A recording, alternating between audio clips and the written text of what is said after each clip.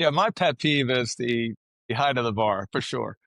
But lighting has to be everybody's top pick. I just got back, Cliff, because I remember you talking about this at one point. I just did a quick trip. I was in I just happened to be in Gdansk in Poland, and we went into it. And there's cocktail bars. There's more cocktail bars per capita, I think, there than anywhere in the world. It's amazing.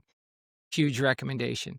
And we sat down at this really cool cocktail bar, and I mean, I was somewhere like down here on the bar, and I was like, this is horrible. And I asked the bartender, I was like, hey man, like drinks are great, you guys are great, everything's great, but I've got to go because I feel like a child here. And he said, yeah, what we did was we just put in a new bar, we redid the bar top, and it raised the bar like 6 inches. So now when you sit at the bar, literally your elbows were here. And I was like, hey man, like, let's go ahead and spend the extra $200.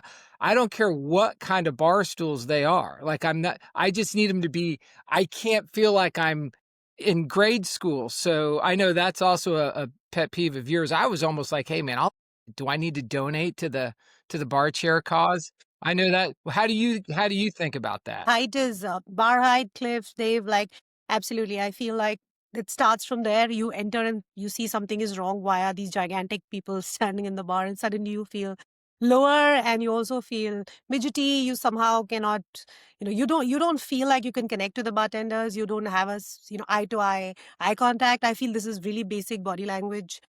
Conversations that we have all the time about how do you make people feel comfortable. Eye contact, physical distance.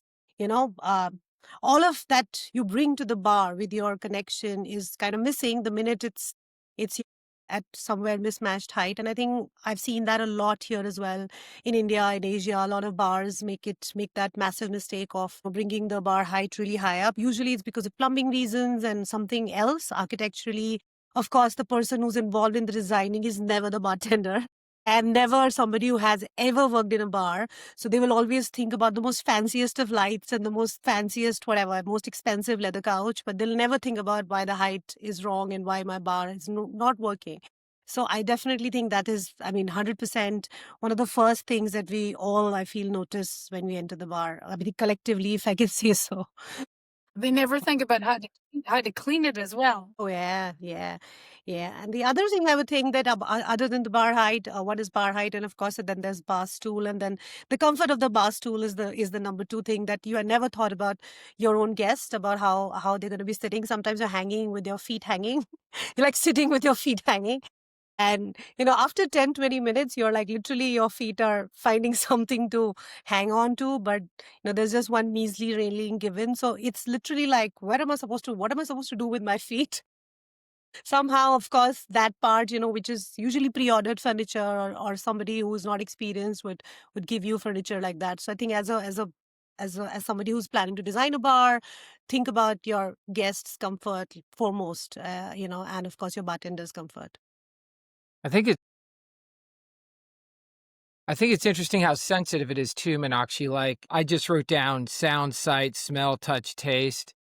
And when we wrote the second book, I think it was Michael Tipp said, it's the five senses that create a sixth, which is experience. And something just as delicate as the bar height being a little off made me want to leave a bar that I was otherwise enjoying. If the bar's sticky, which is gross, you're going to leave even if everything else is great. If the sound is off, to Cliff's point, like it's way more sensitive, I think, than perhaps what we realize. And I don't know, I'm the only one here who's never been cool enough to own a bar. So, but I am a master guest. Like, I go to bars all the time and I love going. So so what I'm saying is, look, I'm sensitive to these things, and I think the guest might notice them when we otherwise have forgotten about them. It becomes a bit of an afterthought. We get really used to seeing things. When's the last time that you checked how sticky your bar was and that sort of thing?